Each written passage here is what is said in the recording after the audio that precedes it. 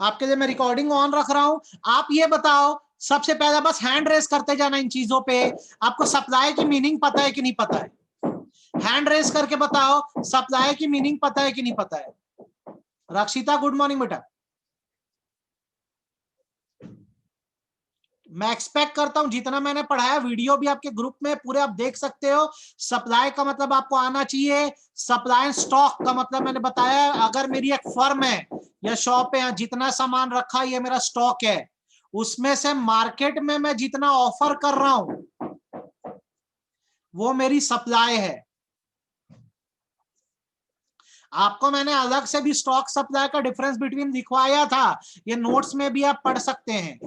Then हमने किया था सप्लाई का स्केड्यूल कैसे होता है। तो अगर इंडिविजुअल सप्लाई की बात करोगे तो इसमें सिर्फ एक सिंगल सप्लायर को देखा जाता है, और मार्केट सप्लाई की जब बात करोगे तो बहुत सारे सप्लायर होते हैं। तो जैसे यहाँ पे आप स्केड्यूल को समझ सकते हैं, जब प्राइस 5 रुपीज है तो सप्लाई 0 है, लेकिन जैसे ही प्राइस बढ़ के 10 रुपीज हुआ, सप्लाई 10 यूनिट की हो गई। प्राइस 15 रुपीज हुआ, सप्लाई 20 यूनिट्स की हो गई। प्राइस 20 रुपीज हुआ, सप्लाई 30 यूनिट की हो गई। ये शो करता है कि एक इंडिविजुअल सप्लायर जो है प्राइस बढ़ने के साथ साथ सप्लाई को बढ़ाता है। वैसे मार्केट सप्लाई शेड्यूल क्या है? तो बहुत सारे सप्लायर्स हैं। जैसे जब प्राइस 5 रुपीज था तो फर्म ए भी सप्लाई नहीं करती थी, फर्म बी भी सप्लाई नहीं करती थी मार्केट में।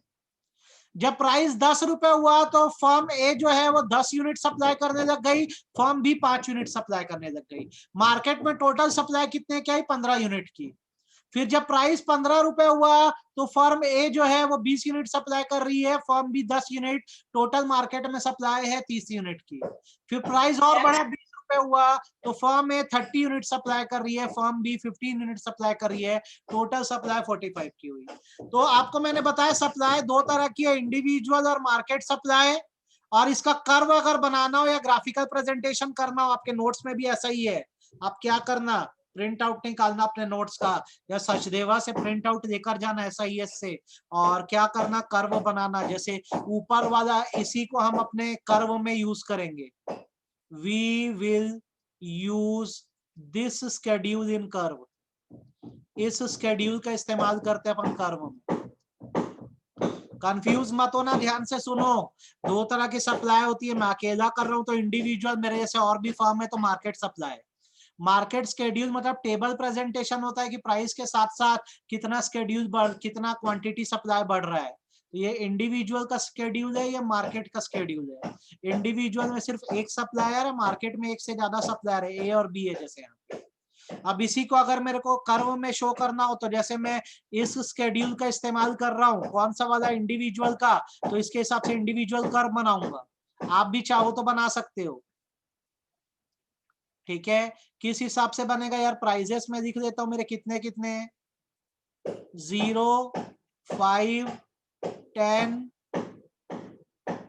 15, 20, इतना मेरा प्राइस है, ठीक है। और मेरी सप्लाई कितनी कितनी है? 0, 10, 20, 30। 0, 10, 20 और ये 30। अब सप्लाई शेड्यूल कैसा बन रहा है भाई? देखा जाए, अगर यहाँ पे लिख दिया जाए, अच्छे से करते हैं। ये वाई एक्सिस है, ये एक्स एक्सिस है, ये क्वांटिटी सप्लाइड दिखा रहे हो आप। ध्यान से देख लो, बनाने इस बार भी एग्जाम में दिया था, फिर अगली बार भी दूंगा। यहाँ पे प्राइस है, ठीक है। जब प्राइस 5 रुपए है, जब प्राइस 5 रुपए है तो सप्लाई आपकी 0 है। देखो ऊपर शेड्यूल में, जब प्राइस 5 रुपए सप्लाई 0 है। जब प्राइस 10 रुपए हुआ, सप्लाई कितने की हो गई? 10 यूनिट की हो गई। सप्लाई 10 यूनिट की हो गई। प्राइस 10 रुपए हुआ, सप्लाई भी 10 यूनिट की हो गई। प्राइस 15 रुपए हुआ, सप्लाई 20 यूनिट की हो गई। प्राइस 20 रुपए हुआ, सप्लाई 30 यूनिट की हो गई। तो आपका ये बना सप्लाई कर्व, SS। ये आपका सप्लाई कर्व बना, इंडिविजुअल सप्लाई। सप्लाई कर्व हमेशा अपवर्ड फ्लो करता है, क्योंकि जैसे जैसे प्राइस बढ़ रहा है सप्लाई भी बढ़ती जा रही है। हैंड रेस करके बताओ ये कर्व समझ आया कि नहीं आया? हैंड रेस करके बताओ ये कर्व समझ आया कि नहीं आया?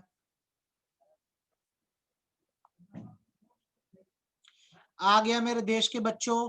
अब दूसरा, अगर आप मार्केट सप्लाई कर्व बनाने जाते हो तो इसमें आपको एक से ज्यादा फर्म को दिखाना है ना। तो बहुत सारे बच्चों ने देखो एग्जाम में इस बार क्या गलती करी थी, जब मैंने मार्केट कर्व का क्वेश्चन दिया तो आप 3 अलग अलग ग्राफ बनाए, मैंने सबका ये काट दिया जिसने भी ऐसा किया है। ये करना ही नहीं था आपको, क्यों आपने अलग अलग बनाया? एग्जाम कब होगा, अभी डेट अनाउंस नहीं हुई है। फिर भी मैं बता दूं, एग्जाम फेब एंड या मार्च फर्स्ट वीक से शुरू हो जाना है, ठीक है, अभी अनाउंसमेंट हो जाएगी। तो ये 3 अलग अलग कर्व नहीं बनाना भी है, इसका एक ही बनाना सिखा रहा हूँ। देखो 2 सप्लायर है, फर्म ए है, फर्म बी और टोटल सप्लाई है। तो इसमें अगर मैं बनाऊं तो देखो ऐसा बनेगा यहाँ पे। हाँ, फाइनल एग्जाम्स की बात कर रहा हूँ। मेरा कोर्स आपका जनवरी में खत्म हो जाएगा, मेरा कोर्स आपका जनवरी में खत्म हो जाएगा। 0 rupees, 5 rupees, 10 rupees, 15 rupees, 20 rupees, ये अमाउंट है हमारा। ध्यान से देखना, एग्जाम का अभी कोई अनाउंसमेंट ही नहीं है, ना गवर्नमेंट की तरफ से आई है ना स्कूल एडमिनिस्ट्रेशन की तरफ से आई है। आपको पूरी चीज इन्फॉर्म एकदम आराम से ग्रुप में की जाएगी, आप निश्चिंत रहिए। प्लस आपको मैं प्रोजेक्ट देने वाला हूं। अब आप मेरे को प्रोजेक्ट जो है 15 जनवरी के पहले खत्म करके देने वाले हो। बिजनेस स्टडीज का मैं प्रोजेक्ट पहले देना चाहता हूं, और आप सब सुन लो, और ग्रुप में भी मैं डालूंगा। बैंकिंग के ऊपर आप प्रोजेक्ट बनाओ कि बैंक कैसे इंडिया में, introduction, types of bank account, function of bank, सारी चीजों का मेरे को एक प्रोजेक्ट आपसे चाहिए। एक सैंपल मैं आपको भेजूंगा, उस सैंपल को देखना, वैसा ही मेरे को बना के दो। चलो ध्यान से देखो, आज सीखो। मार्केट स्केड्यूल बना रहे हैं अपन, मार्केट स्केड्यूल बना रहे हैं, ध्यान से देख लो, अच्छे सीख लो भैया।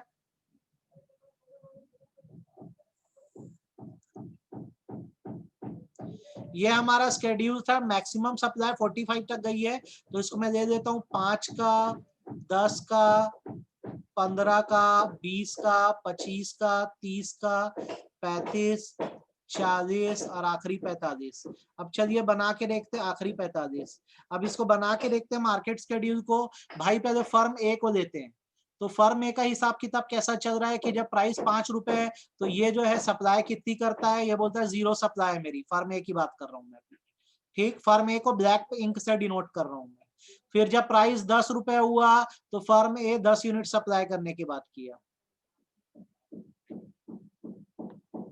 10 यूनिट सप्लाई करने की बात किया।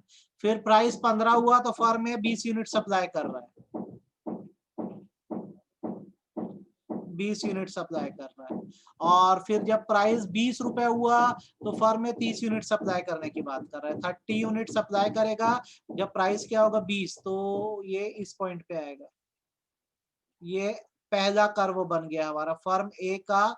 इसको मैं दे दूंगा S1, S1।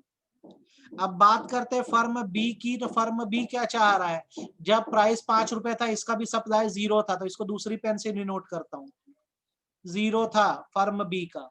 फिर जब प्राइस 10 रुपए हुआ तो फर्म बी 5 यूनिट सप्लाई करने की बात कर रही है, 5 यूनिट सप्लाई करने की बात कर रही है। फिर प्राइस 15 हुआ तो ये 10 यूनिट सप्लाई करने की बात कर रहे हैं।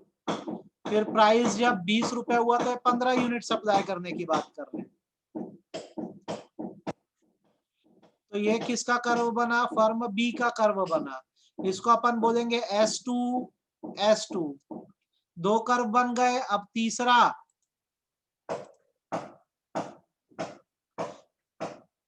ये ईशान सर से मैं अभी बात करूंगा कि स्कूल में सबमिट करने की मेरे को पीडीएफ भेजना है। क्या है, मुझे स्कूल से भी कोऑर्डिनेट करना पड़ता है एडमिनिस्ट्रेशन से, तो आपको ये आज शाम तक मैं क्लियर कर दूंगा पिक्चर कि आप पीडीएफ भेजेंगे कि फिजिकल फाइल बनाएंगे। तो अब देखो भाई, ये हो गया आपका फर्म ए का सप्लाई कर्व, ये दूसरा वाला हो गया फर्म बी का सप्लाई कर्व। अब तीसरा है मार्केट सप्लाई कर्व। क्या है, तो जब 5 रुपए है यार, तो इनका हिसाब ऐसा है कि टोटल सप्लाई 0 ही है। फिर जब प्राइस 10 रुपए हुआ तो फर्म ए और बी मिला के 15 यूनिट सप्लाई कर रहे हैं। प्राइस 10 रुपए है तो 15 यूनिट सप्लाई कर रहे हैं। थोड़ा सा अटपटा बनेगा लेकिन ऐसा ही बनेगा। फिर जब प्राइस 15 रुपए हुआ तो 30 यूनिट सप्लाई कर रहे हैं, 30 यूनिट सप्लाई कर रहे हैं। फिर प्राइस जब 20 रुपए हुआ तो 45 यूनिट सप्लाई कर रहे हैं। तो इसका कर्व बीच से निकलेगा इन दोनों के। ये तुम्हारा S3 गया और S3 को आप MS भी बोलेंगे तो ज्यादा बेटर होगा ताकि क्लैरिटी आपके मन में रहे। हमने यहाँ पे मार्केट सप्लाई निकाली है, ये MS है, मार्केट सप्लाई हमने किया है। आप भी क्या करना, इस वीडियो रिकॉर्डिंग को देखना, अपने नोट्स में लिख लेना। ये देखो मार्केट सप्लाई का कर्व आपका मैंने बना के दिया है। आप हैंड रेस करके बताओ आपको ये कर्व समझ आया कि नहीं आया। हैंड रेस करके बताओ ये कर्व समझ आया कि नहीं आया।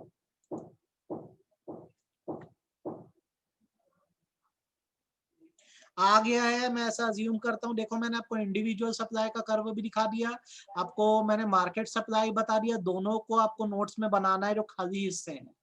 आपको मैंने बताया है सप्लाई के फंक्शन से डिटर्मिनेंट क्या है, आपको P of X, P of R, N, G, P सारी चीजें आपको बताई हुई है। Price of goods, price of related goods, number of firm, goal, factor of production, technology, business expectation, government policy माने टैक्सेशन, ये आपको पूरा कराया हुआ है। तो इसका इक्वेशन मैंने आपको जो कराया आप वैसा करोगे तो ज्यादा बेटर होगा। देन लॉ ऑफ सप्लाई मैंने आपको पढ़ाया। लॉ ऑफ सप्लाई क्या बोलता है कि भाई जो क्वांटिटी सप्लाई है प्राइस की इंक्रीज के साथ बढ़ती है, बाकी सारी चीजें जो है कांस्टेंट होती हैं। अदर थिंग रिमेनिंग कांस्टेंट, सारी चीजें कांस्टेंट है, सप्लाई इसलिए बढ़ती है क्योंकि प्राइस बढ़ता है। लॉ ऑफ सप्लाई कहता है। तो इसका डायग्राम भी मैंने आपको पहले बताया था, मैं फिर यहाँ पे बना दे रहा हूँ। ये बॉक्सेस आपके लिए रखे गए ताकि आप इसमें क्या कर सको, अपने हिसाब से डायग्राम बना सको। तो ये मेरा 0 पॉइंट है, मेरा प्राइस कितना कितना है, 10 रुपए है, 11 रुपए है, 11 रुपए है और 12 रुपए है। और मेरी सप्लाई कितना कितना है भाई, 100 यूनिट की है, 200 यूनिट की है, 300 यूनिट की है। तो अब बात इतनी सी है कि जब प्राइस 10 रुपए है तो सप्लाई 100 यूनिट की है। फिर जब प्राइस 11 रुपए हुआ बढ़ा तो सप्लाई भी बढ़ गई, 200 यूनिट की हो गई। फिर प्राइस और बढ़ा, 12 रुपए हुआ तो सप्लाई 300 यूनिट की हो गई। तो ये शो कर रहा है कि भाई जैसे जैसे तुम्हारा क्या बढ़ता है, प्राइस बढ़ता है, सप्लाई भी क्या हो जाती है, बढ़ जाती है। इसको तीनों को मैच कर दो, आपका SS ये सप्लाई कर्व बन गया। नीचे आपको लिखना होगा क्वांटिटी सप्लाइड, क्वांटिटी सप्लाइड, और ये आपका प्राइस दिया हुआ है आपको। ठीक है, आपका ये लॉ ऑफ सप्लाई का कर्व है, आप इसको देखिए समझिए। आपको मैंने इसके अजम्पशंस पूरे पढ़ाए हुए हैं भैया। ठीक है, हर चीज कांस्टेंट है, ना फैक्टर प्रोडक्शन का प्राइस बदल रहा है, ना टेक्नोलॉजी बदल रही है, गोल भी वही है, बिजनेस एक्सपेक्टेशन भी वही है। पूरे अजम्पशंस मैंने आपको पढ़ाए हैं और ग्रुप में पूरे वीडियो है, आप देखना। आपको मैंने exception to law of supply बताया जहाँ पे प्राइस का असर होना बंद हो जाता है। मैंने आपको मूवमेंट पढ़ाया है और शिफ्टिंग पढ़ाया है, एक्सटेंशन, एक्सपेंशन और कॉन्ट्रैक्शन आपको पढ़ाया हुआ है। इसको आप खुद फिल करोगे सेल्फ। मैंने आपको increase in supply rightward shift और decrease in supply leftward shift पढ़ाया हुआ है। यहाँ पे ये आपको स्केड्यूल दिया है, कर्व आप खुद बनाना। फिर मैंने आपको इलास्टिसिटी पढ़ाया। इलास्टिसिटी में मैंने आपको ये इक्वेशन से कल क्वेश्चंस बनवाए थे। कितने लोगों से ईमानदारी से बताओ क्वेश्चन बन जा रहे हैं, अनम्यूट करके बताओ क्वेश्चन बन पा रहे हैं कि नहीं बन पा रहे हैं, जो कल करे थे अपन। बन जा रहे हैं। Yes sir. इतना हमने क्या है ऑलरेडी कंप्लीट कर दिया सप्लाई में। अब एट द एंड जो हमारे लिए चीज बची है वो ये है कि जैसे हमने प्राइस इलास्टिसिटी ऑफ डिमांड की डिग्रीज पढ़ी थी, अब वैसे ही हम पढ़ेंगे कि आप बताइए कि प्राइस इलास्टिसिटी ऑफ सप्लाई क्या होती है। मतलब जैसे प्राइस चेंज होता है आपकी सप्लाई कितनी बदलती है। तो अलग अलग तरह की डिग्री है। जैसे सबसे पहली होती है यूनिटरी इलास्टिक, इसको बोलते हैं ES इज इक्वल टू 1। आपके लिए मैं जूम कर दे रहा हूँ। यूनिट इलास्टिक का मतलब होता है ES इज इक्वल टू 1। इसका मतलब होता है percentage change in price is equal to percentage change in supply. जितना प्राइस में चेंज आएगा उतना ही आपके किस में चेंज आएगा, सप्लाई में भी चेंज आएगा। भैया इसे ही यूनिटरी इलास्टिक कहा जाता है। यहाँ पे आपको एग्जांपल बना के मैं दे रहा हूँ, ध्यान से देखो और इससे आपको एकदम अच्छे से बनेगा। जब प्राइस भैया आपका 10 रुपए है, तो आपकी सप्लाई जो है वो 100 यूनिट की है। अब जब प्राइस बढ़ के 15 रुपए हुआ तो आपकी जो सप्लाई है, सप्लाई बढ़ के 150 यूनिट हो गई। तो अब यहां पर अगर आप देखेंगे परसेंटेज निकाल के, अगर आप परसेंटेज निकाल कर देखेंगे तो आपको यह समझ आएगा कि जितना प्राइस इंक्रीज हुआ है उतनी ही इक्विवेलेंट सप्लाई भी इंक्रीज हुई है। ठीक है, अगर प्राइस 10 से 15 हो रहा है, मतलब 50% का इंक्रीज हो रहा है, तो सप्लाई में भी 50% का इंक्रीज हो रहा है। आपको ये बात समझनी होगी।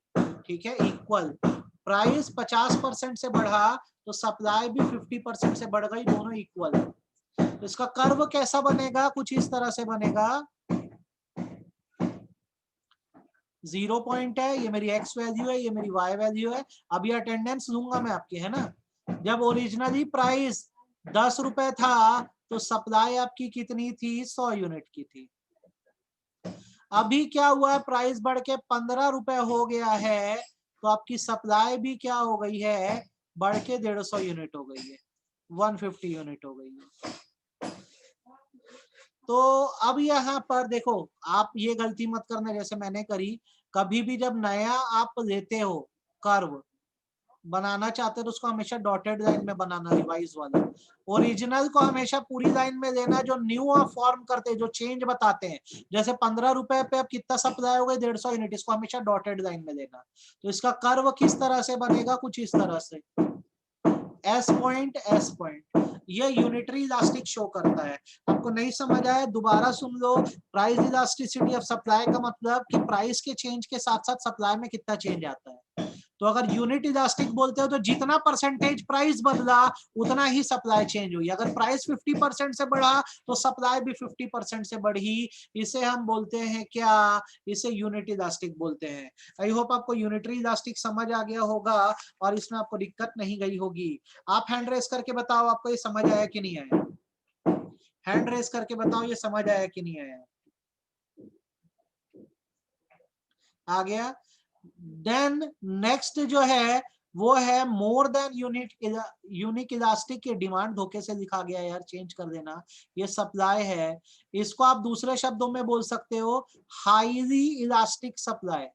ये दूसरी डिग्री है आपकी, highly elastic supply. Highly elastic supply का अगर मैं आपको मतलब बताऊं तो इसका मतलब ये होता है कि percentage change,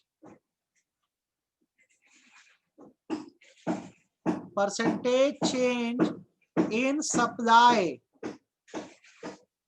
is more than percentage change in price।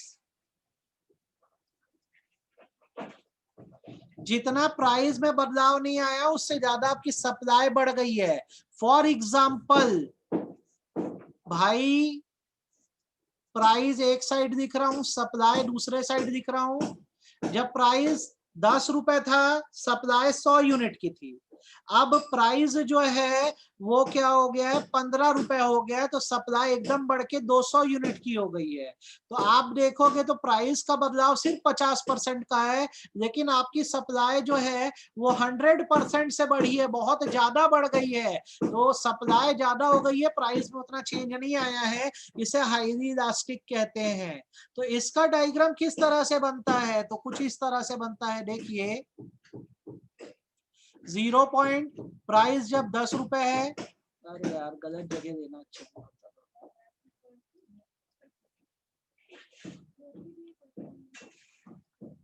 Price जब 10 रुपए है तो आपकी सप्लाई कितनी है, 100 यूनिट की है। अब प्राइस बढ़ के कितना हो गया, 15 रुपए हो गया, तो डिमांड एकदम ज्यादा बढ़ के आपकी 200 यूनिट की हो गई, डबल हो गई डिमांड। तो जितना प्राइस में चेंज नहीं आया उतना ही फिर किस में चेंज आया, सप्लाई में ज्यादा चेंज आ गया। फिर वही गलती किया, बार बार कर रहा हूँ, होता है मेरे से कई बार ऐसा कि मैं अटक जाता हूँ, आपको नहीं करनी है। तो देखो जितना प्राइस में चेंज नहीं आ रहा है उससे ज्यादा चेंज आप देखोगे तो सप्लाई में आ जा रहा है। इसको बोलते हैं क्या, हाईली इलास्टिक सप्लाई। ये इसका कर्व बन गया। आप बताओ आपको हाईली इलास्टिक सप्लाई समझ आया कि नहीं आया। हाईली इलास्टिक सप्लाई समझ आया कि नहीं आया? हैंड रेस करके बताओ। जितना प्राइस चेंज नहीं हुआ उससे ज्यादा सप्लाई बदल गई आपकी।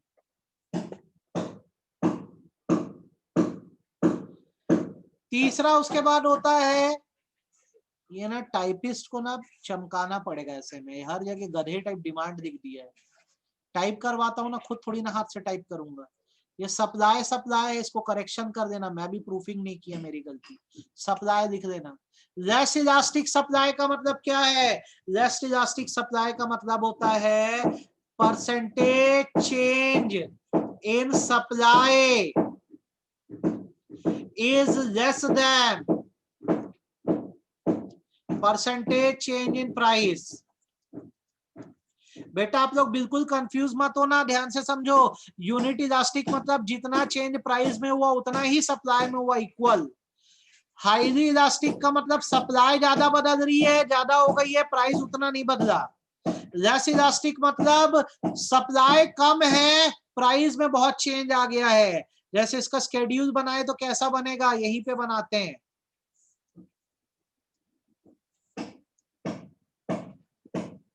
यहां मैं लिखता हूं प्राइस और यहां पर मैं लिखता हूं सप्लाई। अब हो ये रहा है भाई कि जब प्राइस 10 रुपए था तो सप्लाई 100 यूनिट की थी, अब प्राइस बढ़ के 15 हो गया तो अभी भी सप्लाई बढ़ के केवल 110 यूनिट हुई है। तो आप देखेंगे प्राइस तो अच्छा खासा चेंज हुआ है, बढ़ गया है, पर उतनी सप्लाई नहीं बढ़ी है। तो इसका कर्व कैसा बनेगा? कुछ इस तरह से बनेगा। 0 point X axis Y axis. जब प्राइस 10 रुपए है तो सप्लाई कितनी है? 100 यूनिट की है। अब प्राइस बढ़ के कितना हो गया? 15 हो गया, तो भी सप्लाई, फिर गलती की है जमशेद। जब प्राइस बढ़ के 15 रुपए हो गया तो भी सप्लाई अभी कितनी बढ़ी? केवल 110 यूनिट बढ़ी।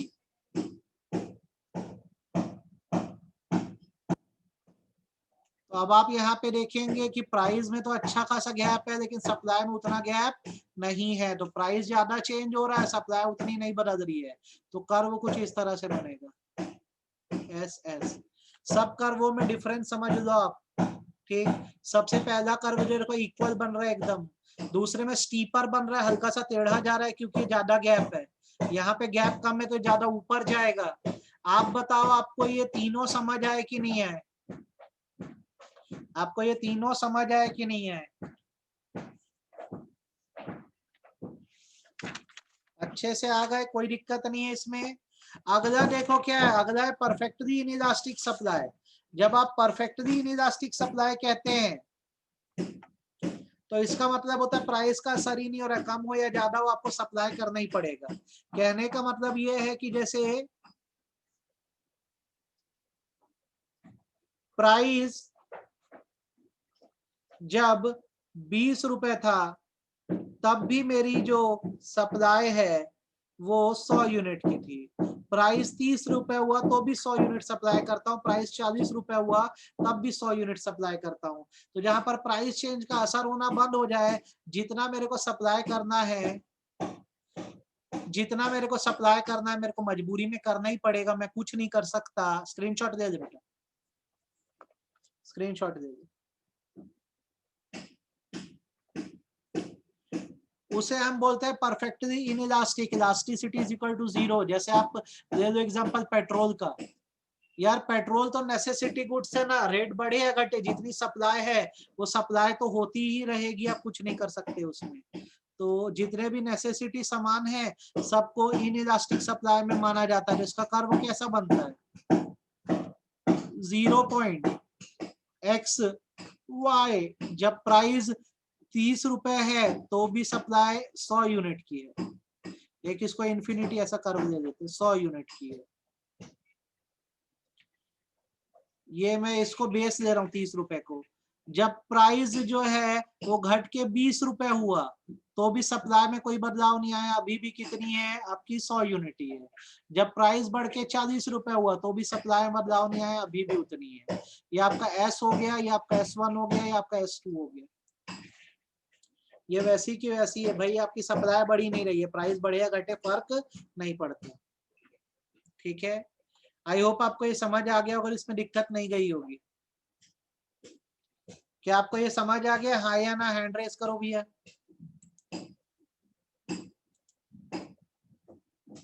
हैंड रेस करो, समझ आया कि नहीं। अब आपके अटेंडेंस दे रहा हूं मैं, है ना, आपकी अटेंडेंस दिया जाए।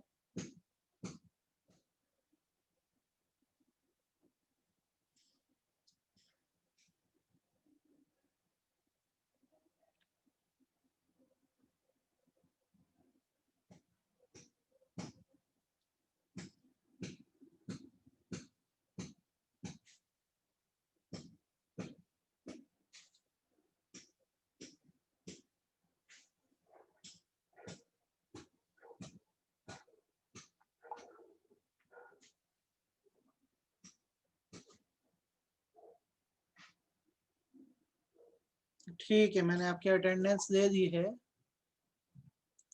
अब लास्ट है भाई परफेक्टली इलास्टिक। परफेक्टली इलास्टिक का मतलब होता है elasticity of supply is equal to infinity, ES is equal to infinity. अरे फिर बनाते नहीं बनता, ये तुम लोग समझ गए हो ना यार कैसे बनाते हैं, बार बार मैं इसी में परेशान होता हूँ। इंफिनिटी ये क्या कहता है, elasticity of supply at perfectly elastic होने का क्या मतलब है कि जब एक रेट चल रहा है, जैसे 10 रुपए चल रहा है, तो इन्फिनिट सप्लाई हो रही है। थोड़ा भी रेट घटेगा लोग खरीदना बंद कर देंगे या हम सप्लाई करना बंद कर देंगे। फिर साधारण भाषा में बोल रहा हूं, ध्यान से सुनो, जब किसी चीज को परफेक्टली इलास्टिक बोला जाता है तो इसका मतलब ये है कि अगर मैं सेलर हूं, मेरे को आप अगर 10 रुपए देते जाओगे किसी चीज का, तो मैं इसकी सप्लाई आपके लिए अनलिमिटेड रखूंगा। 100 यूनिट बोलोगे 100 यूनिट करूंगा, 200 यूनिट बोलोगे 200 यूनिट करूंगा, 300 यूनिट बोलोगे 300 यूनिट सप्लाई करूंगा। लेकिन अगर आप बोले सर 8 रुपए में सप्लाई करो, मैं सप्लाई को नील कर दूंगा, मैं नहीं बेच सकता आपको 8 रुपए में। तो परफेक्टली इलास्टिक सप्लाई का मतलब होता है कि जो रेट है अगर वही मिल रहा है तो उसपे हम इन्फिनिटली सप्लाई करने को तैयार है। 10 रुपए में जितना बोलो उतना सप्लाई करेंगे, थोड़ा भी रेट कम कराए हम सप्लाई बंद कर देंगे। इसको बोलते हैं परफेक्टली इलास्टिक सप्लाई। क्या आपको ये बात समझ आई? देखो परफेक्टली इलास्टिक क्या था, प्राइस बढ़े घटे फर्क नहीं पड़ता, अपने को सप्लाई करना ही है। परफेक्टली इलास्टिक मतलब क्या, एक रेट रहेगा, हम सप्लाई करते रहेंगे, हमसे रेट कम करवा दिए तुम, हम सप्लाई नील कर देंगे, हम नहीं कर सकते तुमको सप्लाई। आपको मेरी बात कितनी समझ आई ये बताओ, हैंड रेस करके बताओ समझ भी आई कि नहीं, हाँ या ना? बाकी लोग को नहीं आई? ये फैक्टर्स मैंने आपको पढ़ाए इलास्टिसिटी ऑफ सप्लाई के, नहीं पढ़ाए तो कल पढ़ाऊंगा, टुमारो। कल का हमारा टॉपिक रहेगा, कल हमारा सप्लाई चैप्टर खत्म हो जा रहा है, कल हमारा सप्लाई चैप्टर कंप्लीट हो जा रहा है। ठीक है, इतना आप करिए, आज आपके लिए काफी है। रिकॉर्डिंग आपको भेज दे रहा हूँ।